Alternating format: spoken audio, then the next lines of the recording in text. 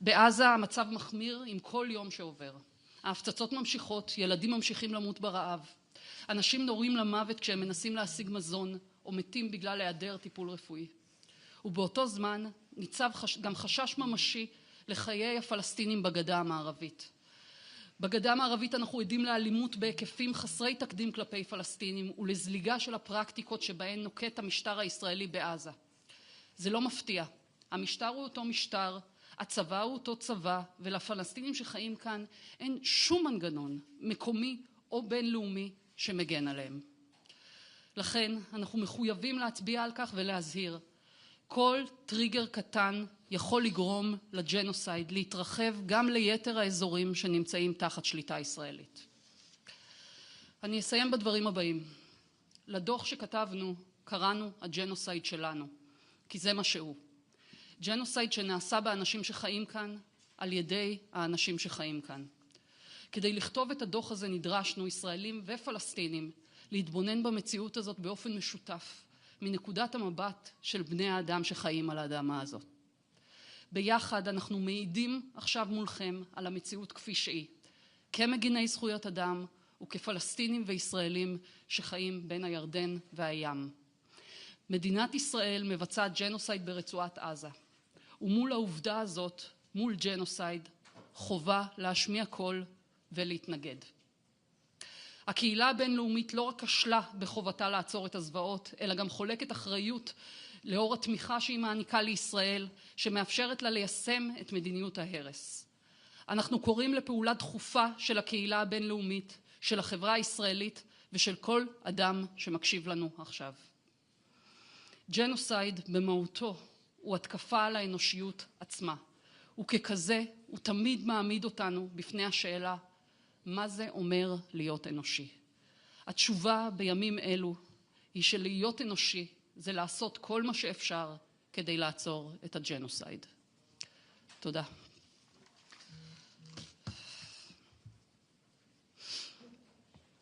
I'll start in English now.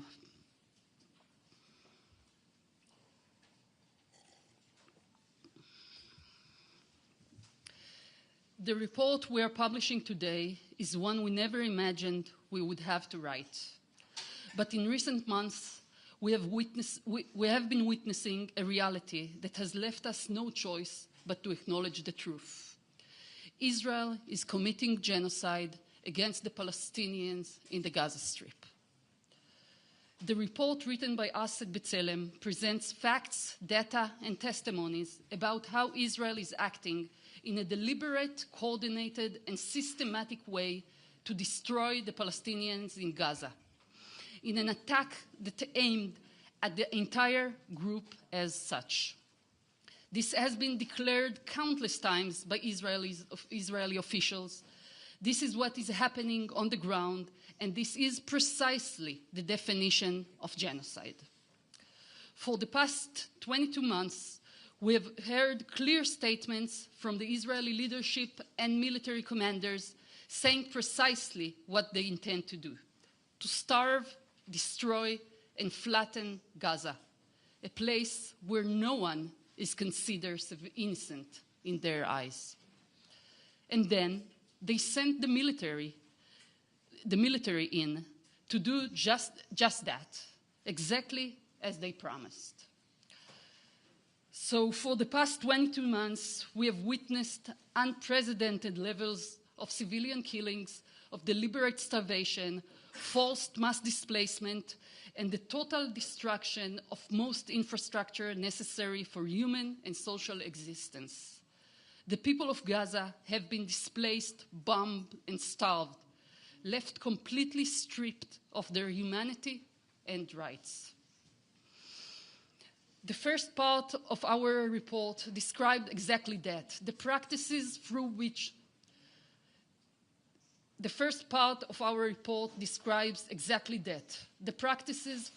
the genocide is being carried out and their devastating consequences on the ground. The second part of the report, in the second part of the report, we describe the conditions that made it possible for the Israeli regime to become a regime that commits genocide. Throughout history, most societies that committed genocide didn't understand at the time the meaning of what they are doing. Throughout history, most societies that committed genocide did not understand at the time the meaning of what they were doing. Every genocide in history has had a justification, at least in the eyes of those who committed it. A story of self-defense in the face of existential threat, of a war of no choice, or of victims who had brought it on themselves. In many historical cases of genocide, we can identify a triggering event. The horrific and criminal Hamas-led attack on October 7th was such an event. It caused unbelievable pain and fear for Israelis, including us here. We must not and cannot downplay the horror of this attack. It was assault directed mostly at civilians that included countless of grave crimes. Yet, although October 7th was a significant catalyst, other conditions were required in order for the genocide to become possible. Deep processes of dehumanizing of Palestinians, especially in Gaza, the promotion of ideologies of occupation, of Jewish supremacy, of oppression, all these have shaped Israeli society into one capable of erasing people's humanity and losing all empathy or moral obligation towards them. This is a dreadful combination of circumstances that brought us to the reality we are witnessing today. Decades of life under a regime built on separation and fear, together with a collective trauma of October 7th, at the time when the most extreme right-wing government in the history of Israel is in power. Together, this created the conditions for a deliberate destruction of the Palestinian people in Gaza. This is a call for help, but also a warning. In Gaza, the situation worsens with each passing day. The bombings continue, children keep dying of starvation, people are being shot to death while trying to get food, or die due to lack of medical aid. At the same time, there is also a very real danger to the lives of Palestinians across all areas under Israeli control. In the West Bank, we are witnessing violence on an unprecedented scale and a spillover of the same practices Israel is using in Gaza. This comes as no surprise. The regime is the same regime, the army is the same army, and there is no mechanism, either local or international, to offer protection to Palestinians. That's why we are compelled to state this clearly and issue a clear warning. Any small trigger could lead the genocide to expand to other parts of the area under Israeli regime. I will end with this. We call this report our genocide because that's what it is.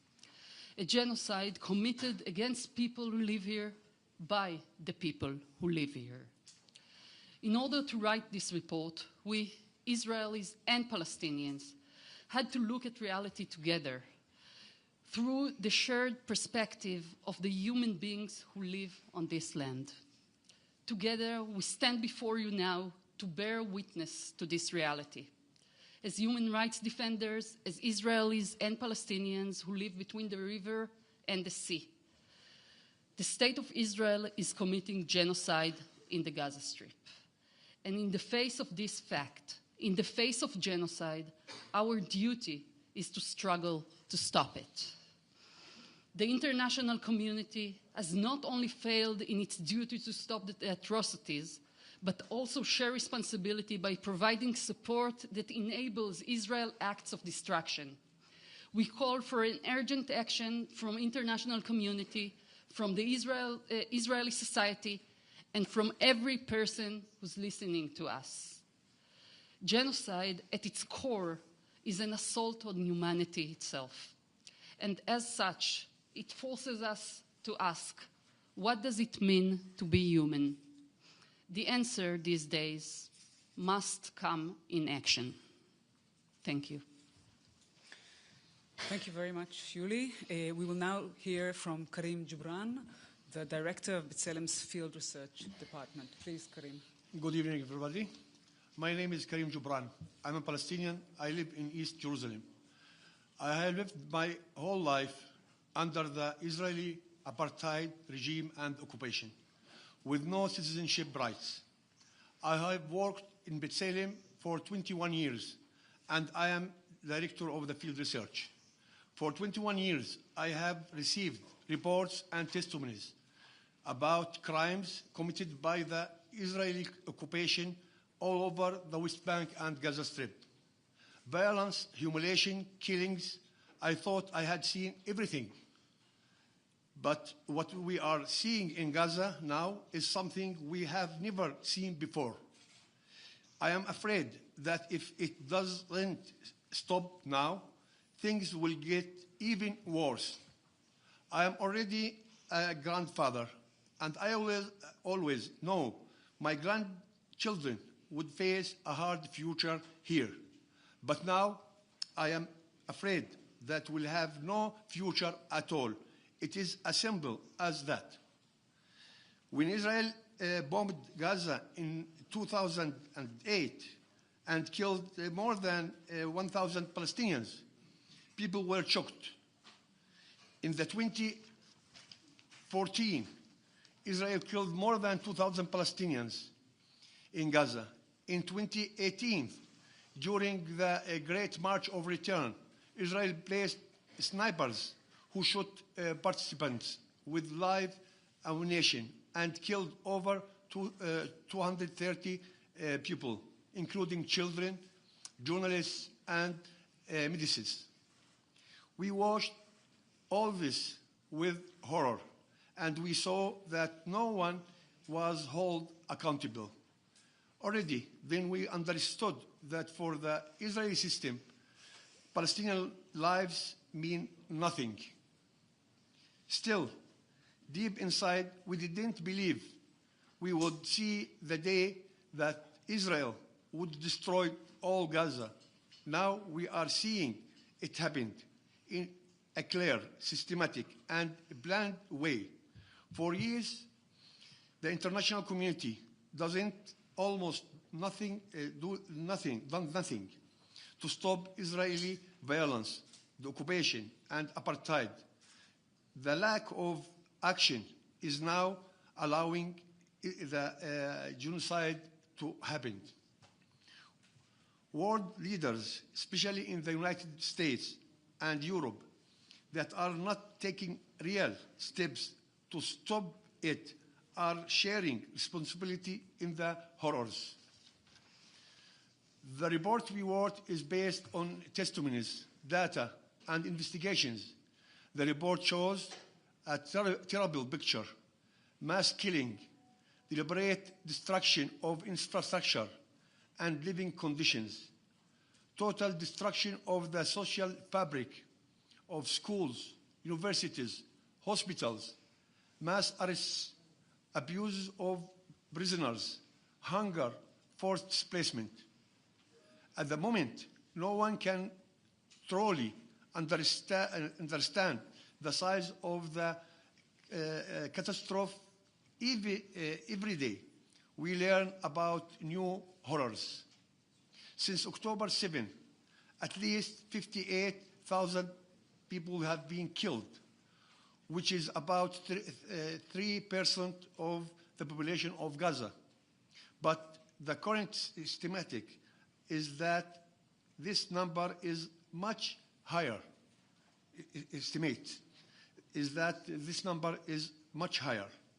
More than 2,200 families have been completely erased.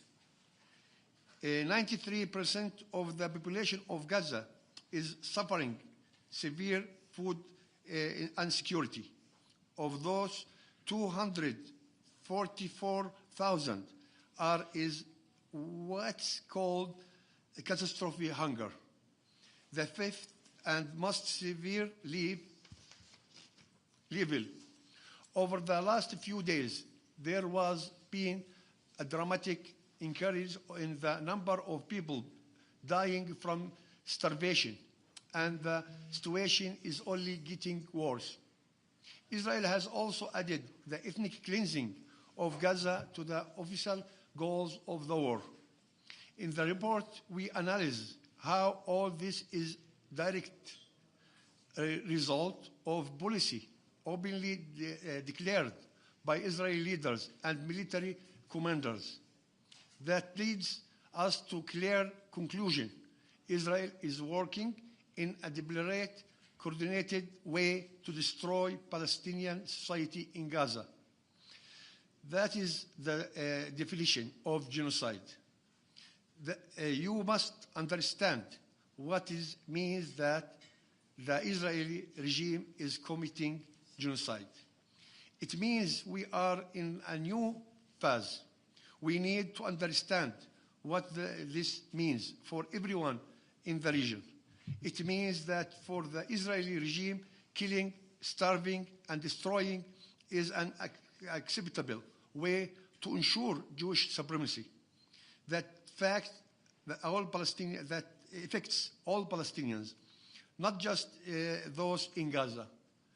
At B'Tselem, we have also documented a sharp rise in Israeli violence in the West Bank. Israel is doing everything to break the spirit of the Palestinian people, using checkpoints, arrests, and lockdowns on whole cities. We are seeing more airstrikes and demolition of neighborhoods in West Bank cities. Tens of thousands of people have already been displaced by the army. Settlers have driven out 38 Palestinian communities from their homes with full backing from the state and the army. Dozens of other communities are in immediate danger. Forced mass displacement in the West Bank is happening right now. Anyone who doesn't understand Israel is committing genocide in Gaza is choosing to look away. And anyone who thinks that genocide will stay only in Gaza is also closing their eyes. Powerful forces within the leadership of Israel have declared that they are preparing to annex the West Bank.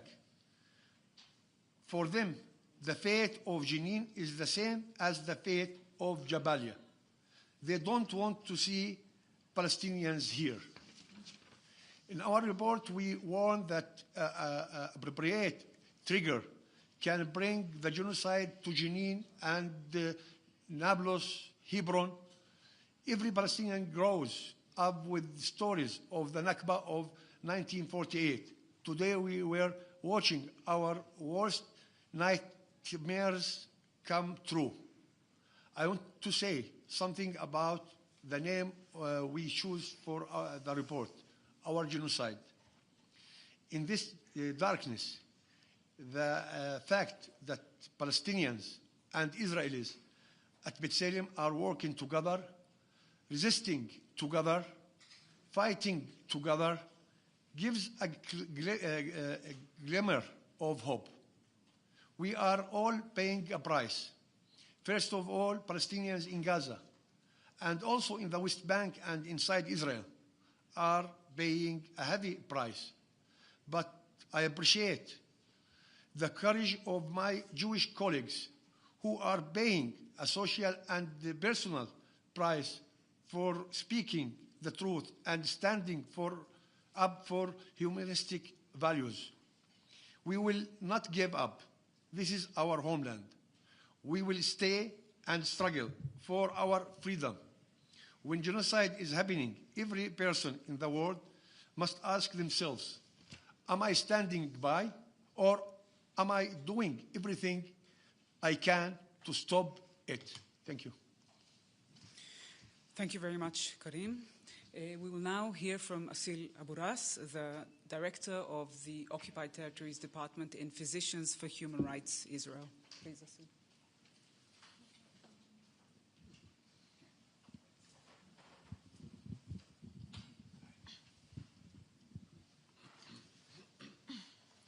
Khulud found out, can you hear me? Khulud found out she was pregnant 1 month before the war began.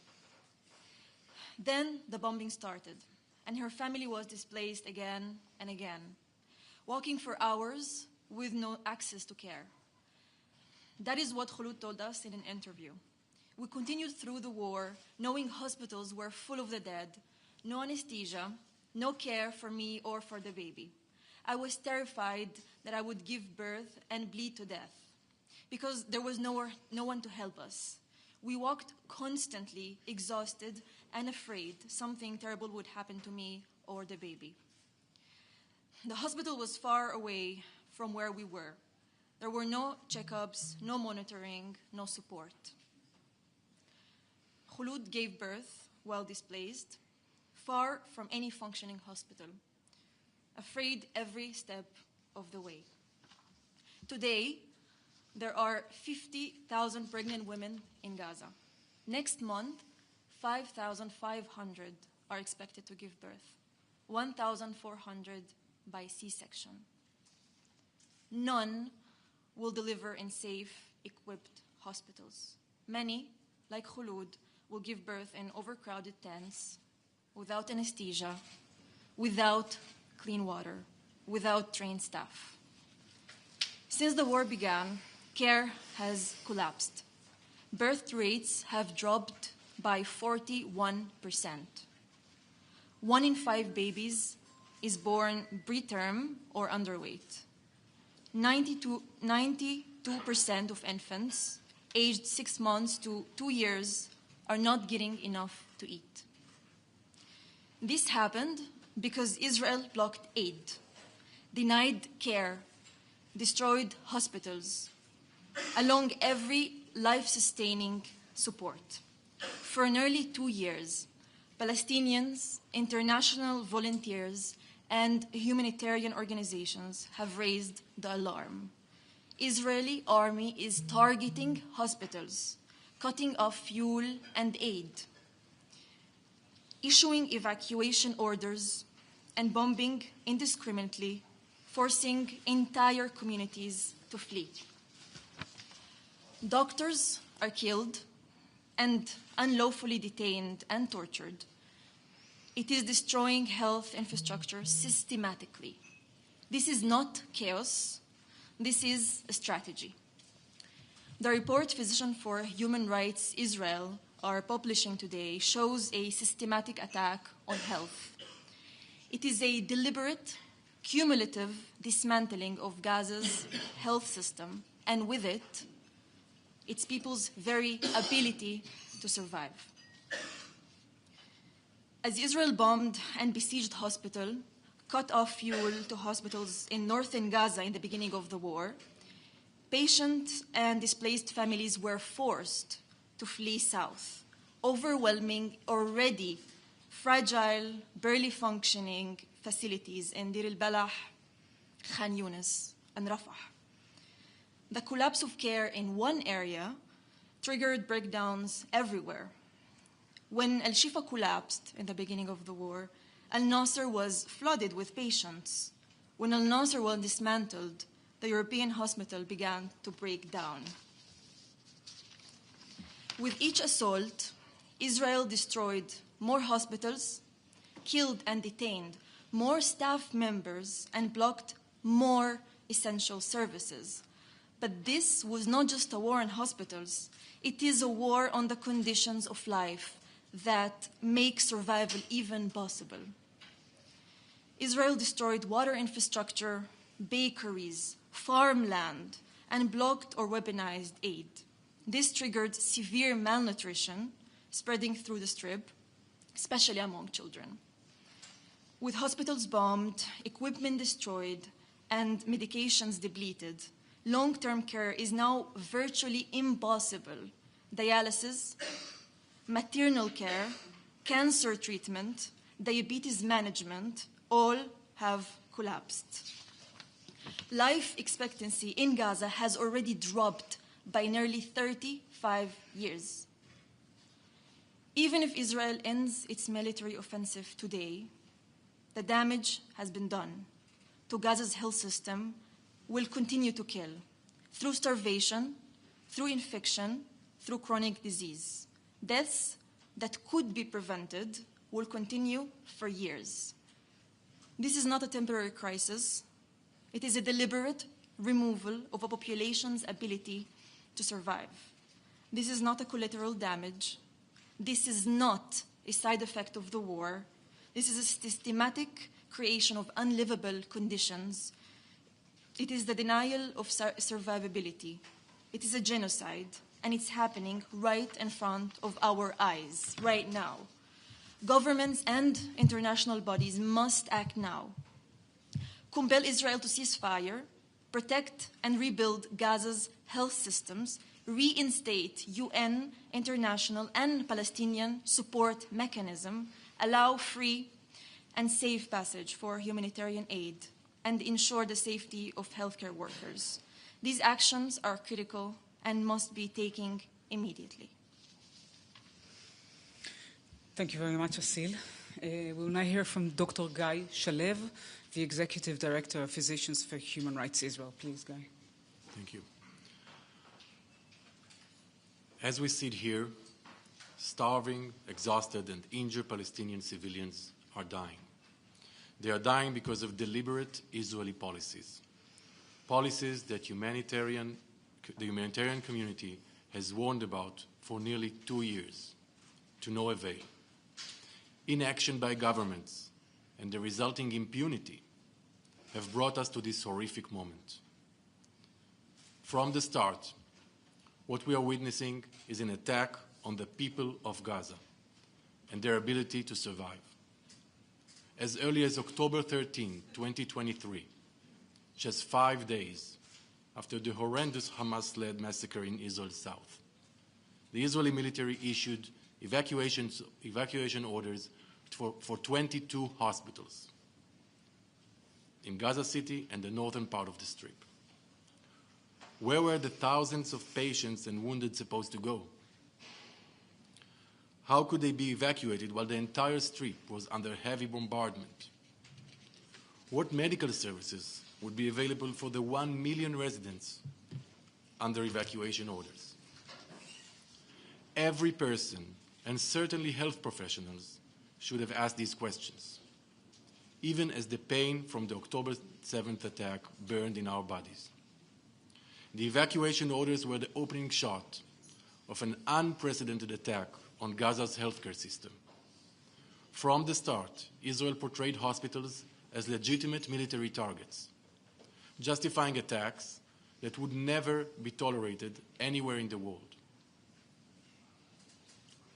Israel claimed Hamas used the hospitals for military purposes, but these claims were unverified and bore no relation to the comprehensive, absolute destruction of an entire system. Over the course of 22 months, Israel systematically dismantled Gaza's health and life-sustaining systems. As assaults continued, medical care collapsed in a cascading sequence, each phase worsening the damage of the last one. Israel's total siege on Gaza deepened the collapse. Patients were barred from being evacuated. Border crossings were closed. Israel almost entirely blocked humanitarian aid. We documented these developments extensively, and based on a careful legal analysis of the facts, we state with a heavy heart, this is a genocide. Today, Physicians for Human Rights Israel is publishing a report detailing Israel's actions in Gaza. We focus on Article 2C of the Genocide Convention, the deliberate infliction of conditions of life calculated to bring about the group's destruction. This legal definition acknowledges that genocide can occur through systemic and infrastructural means, not only through mass killings. We show how Israel's actions have led to the destruction of the conditions necessary for the survival of Palestinians in Gaza. Systematic destruction of the healthcare system, denial of access to food, blocking of medical evacuations, and using humanitarian aid to advance military targets. all indicate a clear pattern of conduct, a pattern that reveals intent. Amid this horror, our colleagues and friends, the healthcare workers of Gaza, are acting heroically to save lives, while they themselves are under direct attack. More than 1,500 healthcare workers have already been killed. More than 300 have been detained. It is our duty to support them, ensure their protection, and insist on accountability and justice. Silence in the face of genocide is not an option. We want to stress, confronting genocide is not only the responsibility of legal and political institutions. Confronting it demands urgent action from the global health community. As health professionals and humanitarian actors, we call for global solidarity to defend life, health, and dignity. The destruction of Gaza's health system must end now. We demand the immediate cessation of the attack on Gaza. Lift all restrictions blocking access to life-saving medical care, food, water, humanitarian aid, and essential health infrastructure. Stop the killing. Stop the starvation. Stop the genocide. Thank you very much, Guy. We will now open for questions. So please indicate you'd like to ask a question, and we will try and facilitate this. We'll start with you. And please first also introduce yourself and your media outlet, your name and your media outlet. Thank you. Thank you for this. It's working. It's working. Yeah. It's Abir Salman from CNN. You mentioned, Karim, that you paid a personal price, you and your colleagues, while preparing this report. Can you talk about the most difficult challenges that you had while preparing those reports? We might try and take maybe 3 questions, and then we'll do answers. So, second person. Okay, please. So, just name yourself. Matthew Doran from ABC Australia.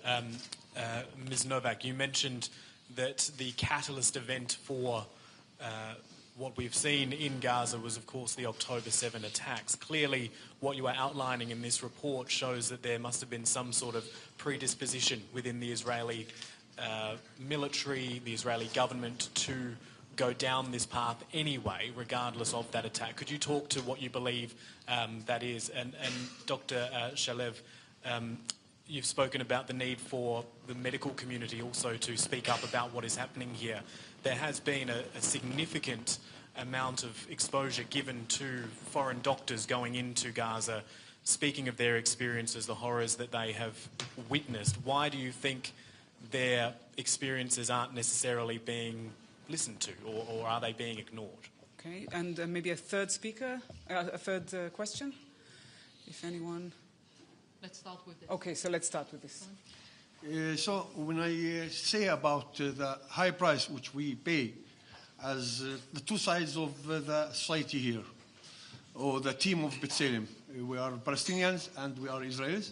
First of all, the Palestinians. When we talk about our colleagues in Gaza, in order to tell their story and the story of our colleagues in Gaza, it's the story of everybody in Gaza, living in Gaza.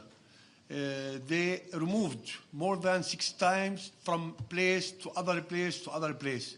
They lived the hunger and the starvation for a long time since they left the Gaza Strip, but they left their relatives there. They left their families there. They left their friends there. One of our field researchers, she lost her brother and his wife, and his daughter, and still their bodies under the rubble of the building. Other member of our field researchers, he lost 26 family members in one of bombings of Gaza. that's the daily life of everybody in Gaza. And there is no family in Gaza doesn't be beaten directly and lose someone or some relative or some friend. When we talk about us as Palestinians living in East Jerusalem and the West Bank, and even inside the Green Line, we live the discrimination in daily basis. We are under the apartheid regime. We are with less rights.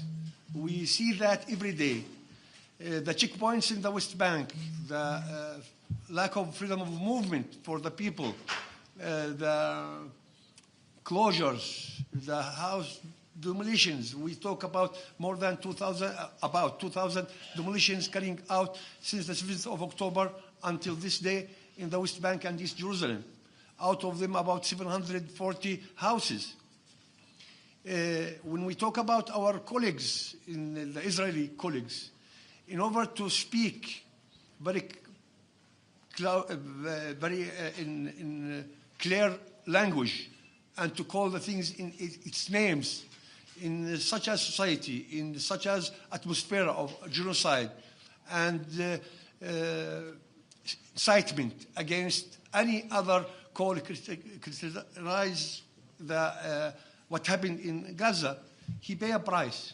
And I know many of our colleagues, they pay a very high price in their society, in their close circles even, but still they're struggling for human rights. They're still struggling for the justice. They're still struggling with us hand by hand in order to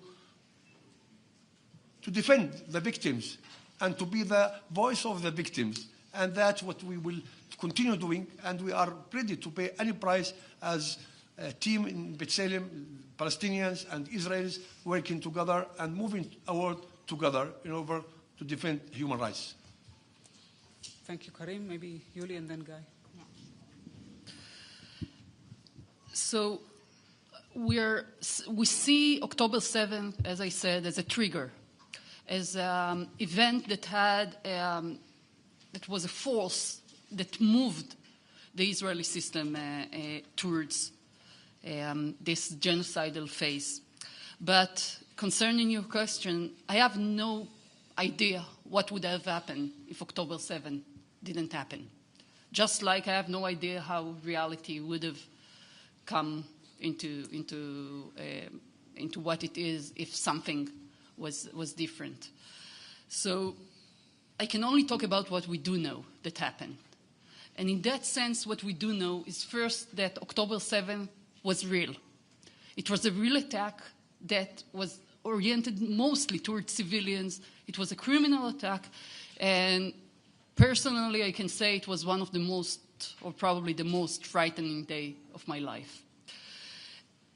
What it created, and that's also something we know, in Israel society is a sincere feeling of existential threat. The second thing we know is that feeling, that traumatic, collective trauma, was taken advantage by a government that is not, at least some of it, and part of the people who stand at the top of this government are not seeing what happens now in Gaza as something bad that needs to be stopped, or even as a kind of side outcome of something. They see what happened in Gaza as a miracle. And we have a minister who said that, right? So it's not, for them, that's the opportunity to fulfill a vision that they had way, way before. So that is the second thing we know. And the third thing we know, and that goes to your question, is that genocide doesn't start out of thin air. There are conditions that are not, doesn't necessarily have to develop into genocide. And again, we know that because we learned history, because we know how genocide as a political and sociological phenomena is happening. And there are always conditions that enables it. And in that sense, what we saw and what we went through and where we grew up in, and the elements of separation, of immunity from hurting Palestinians, of ethnic cleansing, demographic engineering, militarism. These are all elements that kind of created the base for something to happen once the other circumstances are coming into place. I have to say that it is important for us to explain this also in the report because of the simple understanding that in order to fight a political system, in order to struggle it, in order to oppose it, you have to understand it. And part of our contribution to this struggle against the Israeli genocide is our ability as Israelis and Palestinians to explain it, both from the point of view of the victims, but also from the point of view or looking at the system that is committing it. Thank you. Guy, please.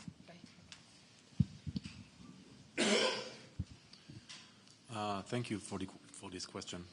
First of all, I don't think they're ignored. We've seen a lot of doctors coming from all over the world, volunteering, putting themselves at immense risk, coming into Gaza, caring for people under attack. And we've seen their testimonies being heard in the world. Unfortunately, it seems that they're not heard by the right people that can actually change the course of the government's policies. It seems that people are listening to these doctors, seeing the images from Gaza, and going to the streets in many, many places in the world. But governments continue their support of Israel, whether in silence or in direct support. And we are hoping that the people who are guided by the right conscience will be able to influence their governments in order to bring change and stop this genocide. And also I want to say something about doctors around the world, because doctors around the world also see these images and also listen to their colleagues, Palestinian and foreign, coming into Gaza and telling the stories of the Gazan healthcare system. And we are also hearing their voices, but also we are seeing that they're not necessarily represented by their national medical associations. And we've heard silence from national medical associations, and we are hoping to hear them more. And the reason is because the attack on the Gazan healthcare system, on health, on infrastructure, on doctors, and on medical workers is an attack on the profession, is an attack on the very idea of care, of people caring for each other. And we think that doctors around the world and associations, medical associations, have to raise their voices. I would want Daphne to add something as a doctor. I want to say that to my colleagues in Gaza, and I hope they'll get to hear this one day, they have shown unbelievable bravery. They have stood by their patients in the most unbelievable conditions, risking their own lives. More than 1,580 medical workers were killed by the army. More than 300 were arrested and were held in Israeli incarceration facilities in subhuman conditions. We all seen all over the world Dr. Ara Najjar holding her dead babies. I'm asking my international colleagues to show an ounce of this bravery and stand up for your professional ethics and do something. Stand by our colleagues. Stand in solidarity with them as individuals and as medical associations. Thank you very much. We have a couple more minutes for a couple of questions, and then we can also have interviews. So if you want to ask a question now, we will come to you. Please just introduce your name and the outlet you're working for, and and we'll take two. Yeah, please. From Arabic TV. You've talked about the international steps taken, and one of those steps is taken by South Africa and the International Court of Justice. If you were asked by South Africa or by the court itself to cooperate, will you be willing to do that as Anna and also. Yeah. Hello, my name is Amin from BBC News. How do you imagine this, what you're announcing today and the reports you've released, will be received in Israel more widely? And do you think it will reach a more receptive, aware audience than it might have done were it to have been released perhaps last year, earlier in the war? Okay. And we have two more questions from there, and then I think we'll finish. So maybe let's take these, and then we'll get to you. Okay, I want to answer the first question about ISIS, and then somebody else. Shamecho. Okay, so I want to say something in general about our work and the conditions we are working under. You know, we are, all of us here are part of Israeli-based organizations with a staff of Israelis and Palestinians from around the area, from the area between the river and the sea. We are working in an increasingly oppressive environment. Karim talked about it before. We need to think a lot about every word that comes out from our mouth in order to keep our responsibility towards our team members, first and foremost, both Palestinians and Israelis, and to keep our ability of us as human rights organizations and our colleagues, again, Palestinians and Israelis, to be able to continue to work. We got to publish these reports after a long process of research, analyzing the facts, but also about asking ourselves what is our role in the face of genocide. And what we are coming with today is to say whatever we can in order to kind of join or support the global effort, which Guy talked about, of human beings around the world that are standing up and opposing it and trying to do whatever they can to demand their governments to do more. There are governments around the world which are doing more than others, and there are governments who are completely supporting of this. And those who supported it is part of what enabled this genocide to happen. I will stop here. Thank you. Guy, please. Regarding the question on how these reports might be accepted in Israeli society. So as Israel-based organization, I think it's first and foremost our responsibility towards our societies to tell the truth and say that the truth means something, and to be able to speak in our own language with our friends, families, communities, and bring the evidence that we collected from the ground and from using other organizations' data. Especially as we know that, as you said before, some of these reports that were published earlier in the war were accepted as biased against Israel or maybe reflecting anti-Semitism.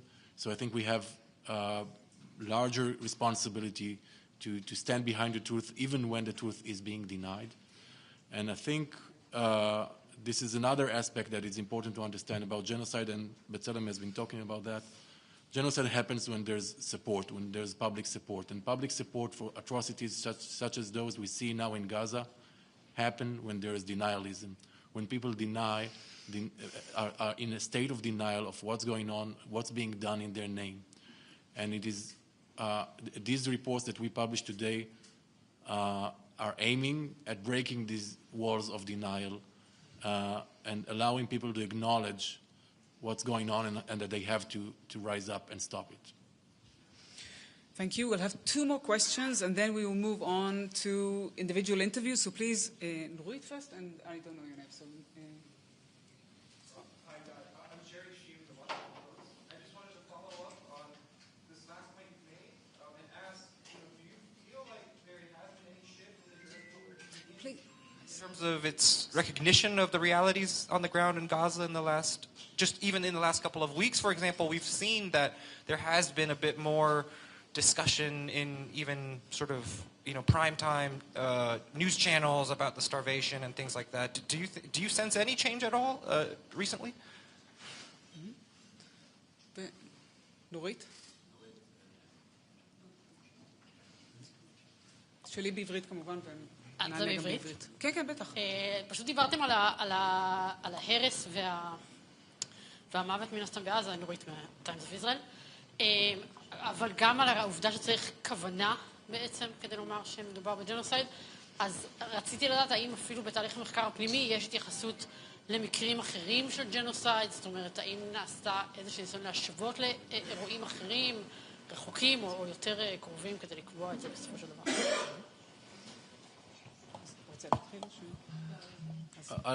I'll just briefly refer to the question on changes in Israeli society. Yes, we've been seeing a change in the past few weeks, and I think that a lot is attributed to the reality being much worse on the ground in Gaza, and the ability to deny it, the ability to not see it, I think is just not so much possible for many of Israelis watching the images coming out from Gaza. We always say better late than ever, and everyone who is reckoning with what has been going on in the past almost 2 years and is willing to join us calling to stop it, doing whatever they can to stop it, is something that we of course support and we want to encourage. But also the past needs to be accounted for. We're not letting that go, I would say. Maybe Asil wants to address intent. Mm-hmm. So regarding to intent, we have covered that in our report, in where we're showing, our report specifically is taking the destruction of the healthcare system and looking at the pattern as a way that we're looking at intent. Other reports, for example, Amnesty that was published in this last December 2024, and other reports have really looked at incitement, for example, by Israeli politicians and decision makers as a proof of intent, and we have covered that as well in our report, but we looked at more, especially after 22 months of war, on proving intent by looking at the pattern of conduct, showing how there is a book that Israel is going by now of how destroying hospital. We can look at the pattern here of every hospital that has been destroyed, collapsed. There is 1, 2, 3. There's literally a book that is being followed. Every hospital, it's almost the same. Issuing evacuation order, cutting fuel and aid around the hospital, targeting the doctors and the medical staff, bombarding the hospital, evacuating patients, and then basically the hospital is ceasing to be functional. That is happened to 33, almost most of the hospitals. From 36 hospitals, 33 have been damaged. And this is the pattern that we looked at, and we can show intent like that. We've also showed we've also mentioned in our report also the Bosnia genocide, and we have mentioned that in terms of intent. Also in our process where we were learning, we also learned, and we have researched and learned about other genocides. Yeah. Thank you. So Yuri, and then I think we'll finish and move on to... נורית, את מעדיפה שידבר בעברית? שזה לא משנה לך? אוקיי. לא, אם את מקליטה אז אפשר גם לעשות מאמץ בשבילך. Okay, so I just want to say something quick about intent, and I know where you're asking it from. The legal discussion around genocide is usually very much focused on the element of intent in it, and you probably all know it.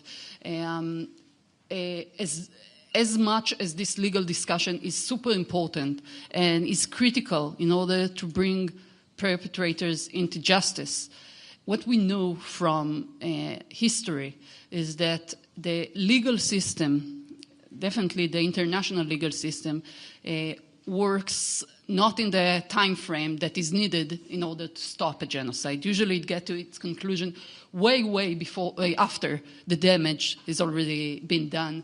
And So when we are looking at intent, I think we need to also look at it not as lawyers, but just as people with eyes and hearts and mind. And look at what happened here. In the first days of the attack, the highest political level in Israel, including the Prime Minister himself, the Minister of Defense, the President of Israel, stood out and told all of us, told the world and also their soldiers their intent. They marked the entire population of Gaza as responsible for Hamas attack, right? That was the exact words of our president. It's an entire nation there that is responsible. They called Gazans human animals. They called them Amalek. We all heard it. Now, that marks a clear intention of targeting civilians and directing the attack towards the civilian population. Now, we can say, okay, they just said it. But then we heard it from commanders in the army, right, from generals. And then we heard the soldiers on the ground saying exactly the same thing, singing that they are going to take down Amalek, singing that there are no innocent people, there are no uninvolved people, singing and talking and shouting about going to destroy Gaza and flatten Gaza. So that's the second. And then third, we saw the results. It wasn't just talking. And fourth, our leaders also saw the results of what they said. And they had enough time, 22 months to be precise, to stop it and to correct if anybody understood them wrongly. And they didn't do that. And again, as a person with a mind and a brain, I think if anybody look for a proof that there is an intent here, that's how you get it. Thank you. Thank you. So maybe one from you, and just identify yourself in your outlet. With the Financial Times. Could you talk a little bit about any engagement you may have had with the Israeli government, maybe legal authorities, etc., on this accusation of genocide? And secondly, within the Israeli human rights defenders network, other NGOs, I remember when you guys released a report on the apartheid, you were joined by dozens of others. Today we see two of you. Are we at the tip of the spear? Will more people follow? Or is there another reason why there's only two groups here today? You will speak about the government? Okay. I'll just say again, we are now the two, as far as I know, two first Israeli-based organizations that come to this conclusion. Israel is all around. Israelis who share our values and general approach to life, which is to respect human dignity and human rights, are struggling these days. All of them. Not only human rights defenders, not only our colleagues, we see it all around. I have to say it's not the mainstream of the Israeli society today. I say it with a lot of pain. The mainstream of Israel society today is still, as we hear it from the mainstream media on the street, is still completely holding completely this notion that everything we are doing in Gaza has a justification because of October 7th, right? But I think as the situation there on the ground is getting worse, many people, still a minority, but many Israelis are opening up and trying to understand what they see in front of their eyes. And in that sense, we see our responsibility also as kind of a way to help our society also to face a very harsh truth. And here I have to say something because it is personal. To recognize, to really fully understand that your country, your collective, is actually committing genocide, is a very hard process, mental process and personal process. Not only because it puts us in risk, in all kinds of risks. That's also true. But more than that, because it breaks something very internally, very, very basic about who we are and who we think about ourselves and who we thought we could have been. And I think many of our colleagues, just like us, are struggling at the moment, not only because of fear of sanctions, but also to fully grasp this thing that is genocide, that in its most kind of the most basic characteristic of it is that it is really incomprehensible. It's a phenomena that the mind cannot bear. And that's where we are now, and in a way we're trying to do the impossible. We're trying to portray a phenomena that is really unbearable to describe and even more unbearable to understand and then to act. But once you do, once you see it, once you cross that line, I think everything becomes very, very clear about what you need to do. And in that sense, I hope many other Israelis will follow and join this struggle to stop the genocide. Thank you very much. I think the question about what kind of communication we have with Israeli bodies is important, because we are now, after, frankly, 22 months of just unstoppable attempt to stop this and communicate with the different Israeli bodies in order to do that. And we know that is part of what we delineate in our report. The Israeli bodies knew all along what they're doing. We had the WHO, we had other UN bodies, we had humanitarian organizations, we had Palestinian organizations saying again and again that this is what's happening on the ground and these are the results of that. We, as an organization, already in October 20th, 2023, submitted an early petition to the High Court to stop the attack on Al-Quds Hospital. 3 weeks later, it ceased to operate. Kamal Adwan, the last remaining hospital of the northern side of Gaza, serving more than 70,000 people, was attacked 50 times. We petitioned the High Court. We wrote letters to the military, to anyone. The same day that it was finally destroyed and burned, we submitted an urgent petition, and it was denied. So we have been communicating again and again with all kind of bodies. We're communicating with Israeli medical bodies, everyone, in order to put whatever pressure that is possible. And they are not heeding to any of the warnings.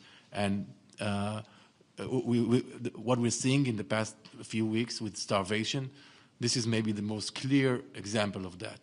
Everyone, all the humanitarian community, the international humanitarian community, all experts on that topic, warned that if you put a total siege on 2 million people, people will die of starvation. It takes time, and now we are seeing that. It's not something that they haven't seen ahead of time.